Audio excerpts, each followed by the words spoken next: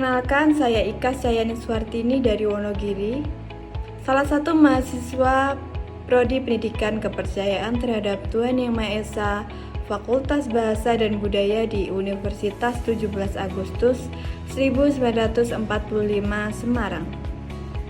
Video ini saya buat untuk pemenuhan tugas mata kuliah Sosiologi Pendidikan dengan dosen pengampu Bapak Sony Junaidi, SPD, MPD. Di video kali ini saya akan membahas tentang kurikulum pendidikan. Yang pertama, apa sih kurikulum pendidikan itu? Secara etimologis, kurikulum berasal dari kata yang diambil dari bahasa Yunani yaitu kyurir yang berarti pelari, serta kyurir yang artinya tempat terpacu. Istilah ini dahulunya digunakan dalam dunia olahraga. Jika ditinjau dari segi istilah, kata kurikulum dapat diartikan sebagai suatu jarak yang harus ditempuh oleh seorang pelari agar dia bisa mendapatkan medali atau penghargaan lainnya. Kemudian hal tersebut diadaptasikan ke dalam dunia pendidikan menjadi sejumlah mata pelajaran yang harus dipelajari atau ditempuh oleh seorang peserta didik demi mendapatkan ijazah sebagai penghargaannya. Untuk slide selanjutnya adalah pengertian kurikulum menurut para ahli. Yang pertama, menurut Dr. Haji Nana Sujana, dalam bukunya yang berjudul Pembinaan dan Pengembangan Kurikulum di Sekolah, beliau berpendapat bahwa kurikulum merupakan kumpulan niat dan harapan yang tertuang dalam bentuk program pendidikan yang mana dilaksanakan oleh guru di sekolahan. Jadi dapat disimpulkan bahwa kurikulum juga merupakan alat atau sarana yang dirumuskan demi tercapainya tujuan pendidikan melalui pembelajaran. Yang kedua, menurut Profesor Dr. S. Nasution, MA, dalam bukunya yang bertajuk Kurikulum dan Pengajaran, beliau menyatakan bahwa kurikulum adalah serangkaian rencana yang disusun demi melancarkan proses belajar mengajar. Rencana tersebut dilakukan di bawah bimbingan dan tanggung jawab lembaga pendidikan dan para pengajar di lembaga tersebut. Yang ketiga, Undang-Undang Nomor 20 Tahun 2003, di mana seperangkat rencana dan pengaturan mengenai tujuan, isi, dan bahan pelajaran, serta cara yang digunakan sebagai pedoman penyelenggaraan kegiatan pembelajaran untuk mencapai tujuan pendidikan tertentu. Selanjutnya, sebagai rangkaian rencana demi terwujudnya tujuan pendidikan, tentu kurikulum memiliki beberapa fungsi. Berikut adalah fungsi dari kurikulum. Yang pertama, fungsi penyesuaian. Kurikulum memiliki sifat mampu beradaptasi dengan perubahan yang terjadi dalam lingkungan yang cenderung dinamis. Yang kedua, fungsi integrasi. Kurikulum mampu menjadi alat pendidikan yang dapat membentuk pribadi-pribadi yang utuh serta berintegritas di masyarakat. Yang ketiga, fungsi diferensiasi, di mana kurikulum merupakan alat pendidikan yang memperhatikan pelayanan kepada setiap peserta didik, yang mana mereka memiliki perbedaan masing-masing yang patut untuk dihargai. Yang keempat adalah fungsi persiapan. Sebagai alat pendidikan, kurikulum berfungsi untuk membantu mempersiapkan peserta didik untuk dapat menuju ke jenjang pendidikan berikutnya, serta siap untuk hidup dalam bermasyarakat apabila peserta didik tersebut tidak melanjutkan pendidikannya. Yang kelima adalah fungsi pemilihan, di mana fungsi ini di dalam kurikulum memfasilitasi para peserta didik dengan cara memberi mereka kesempatan untuk memilih program belajar yang sesuai dengan minat serta bakatnya. Sedangkan untuk peserta didik sendiri, kurikulum berfungsi untuk membantu mereka agar dapat memahami materi dan melaksanakan proses pembelajaran dengan mudah, sehingga target pembelajaran dapat tercapai. Selain itu, peserta didik juga diharapkan mendapatkan pengalaman baru yang bisa saja dijadikan bekal di kehidupannya nanti. Untuk slide selanjutnya ada tujuan kurikulum. Sebagai alat pendidikan, tentu kurikulum diciptakan bukan tanpa tujuan. Bahkan, kurikulum muncul dan terus berkembang agar dapat mencapai tujuan pendidikan. Tujuan utama kurikulum adalah untuk mempersiapkan peserta didik agar dapat menjadi peserta dan pribadi warga negara yang kreatif, inovatif, beriman, dan juga afektif ketika dia berada pada lingkungan masyarakat kelak. Selain itu, kurikulum juga bertujuan untuk mendidik dan membimbing peserta didik agar dapat berkontribusi secara positif dalam kehidupan bermasyarakat, berbangsa, dan bernegara. Slide selanjutnya, apa saja sih komponen kurikulum itu? Di dalam praktiknya, kurikulum terdiri dari 5 komponen, antara lain sebagai berikut. Yang pertama, tujuan kurikulum. Setiap negara memahami betapa pentingnya pendidikan bagi bangsa dan masa depan bangsa. Maka dari itu, setiap negara merumuskan tujuan pendidikan yang ingin dicapai melalui kurikulum. Kurikulum di setiap negara berbeda-beda berdasarkan pada falsafah negara, keadaan sosial politik, serta sumber daya manusia dan alam yang terdapat pada negara tersebut. Di Indonesia contohnya, tujuan pendidikan dirumuskan antara lain sebagai berikut.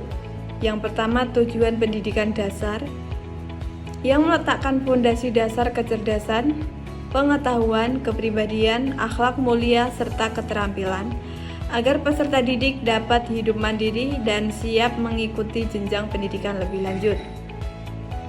Yang kedua, tujuan pendidikan menengah, yaitu pendidikan yang meningkatkan kecerdasan pengetahuan, kepribadian, akhlak mulia, serta keterampilan agar peserta didik dapat hidup mandiri dan melanjutkan pendidikan ke jenjang yang lebih tinggi.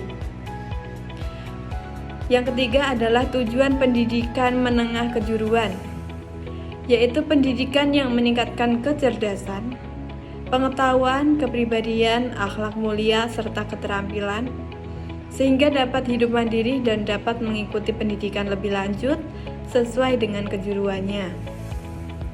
Yang kedua adalah materi kurikulum, di mana materi kurikulum mengandung materi yang berupa serangkaian bahan ajar, serta yang akan digunakan dalam kegiatan belajar mengajar, demi tercapainya tujuan pendidikan di negara tersebut.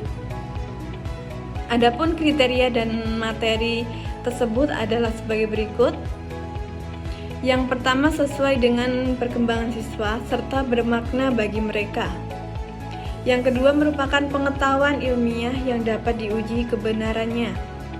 Yang ketiga, merupakan cerminan dari kenyataan nasional. Yang keempat, penunjang tercapainya tujuan dari pendidikan. Yang ketiga adalah strategi pembelajaran. Demi tercapainya tujuan pendidikan, strategi yang jitu sangat diperlukan. Strategi tersebut merujuk pada metode dan peralatan yang digunakan dalam proses belajar dan mengajar. Strategi yang diterapkan pada satu negara mungkin akan berbeda dengan negara yang lain, tergantung pada beberapa faktor seperti sumber daya alam dan manusia. Yang keempat adalah organisasi kurikulum. Munculnya berbagai pandangan para ahli mengenai kurikulum menjadikan keberagaman dalam hal mengorganisasikan kurikulum tersebut, di mana keberagaman organisasi tersebut terbagi menjadi 6, antara lain adalah mata pelajaran terpisah, mata pelajaran berkorelasi, bidang studi, program yang berpusat pada anak, inti masalah, dan elektrik program. Yang kelima adalah evaluasi. Evaluasi pada kurikulum ditujukan untuk memeriksa apakah kurikulum yang diterapkan tersebut efektif dan mampu mencapai tujuan pendidikan. Untuk slide selanjutnya ada konsep kurikulum. Konsep kurikulum terus berkembang. dan bervariasi seiring berkembangnya zaman serta berkembangnya teori dan praktiknya. Akan tetapi, dari semua perbedaan tersebut akhirnya dapat ditarik kesimpulan atas 3 konsep kurikulum antara lain sebagai berikut. Yang pertama, kurikulum sebagai substansi. Kurikulum dianggap sebagai suatu rencana kegiatan belajar yang dilakukan siswa di sekolah. Kurikulum juga dianggap sebagai perangkat tujuan yang ingin dicapai, serta kurikulum juga dapat diartikan sebagai suatu dokumen yang merumuskan tujuan, bahan ajar, kegiatan belajar dan mengajar, jadwal, serta evaluasi. Yang kedua ada kurikulum sebagai sistem, di mana kurikulum adalah bagian dari sistem pendidikan. Sistem yang berlaku dalam kurikulum terdiri dari struktur personalia dan prosedur kerja tentang cara menyusun suatu kurikulum, melaksanakan, mengevaluasi, serta menyempurnakannya. Hasil dari sistem tersebut adalah tersusunnya suatu kurikulum yang sesuai. Adapun fungsi dari sistem tersebut adalah untuk memelihara kurikulum yang tengah atau akan diterapkan agar tetap dinamis. Yang ketiga, kurikulum sebagai bidang studi. Kurikulum sebagai bidang studi memiliki tujuan untuk mengembangkan ilmu kurikulum beserta sistematikanya. Untuk slide selanjutnya dijelaskan perkembangan kurikulum di Indonesia. Karena kurikulum bersifat dinamis, yaitu menyesuaikan dengan perkembangan zaman, tidak mengherankan jika kurikulum di Indonesia mengalami pergantian dari masa ke masa. Kurikulum yang pertama di Indonesia disebut dengan Rencana Pelajaran pada tahun 1947 yang menekankan pada pembentukan karakter masyarakat Indonesia sebagai manusia yang merdeka dan berdaulat.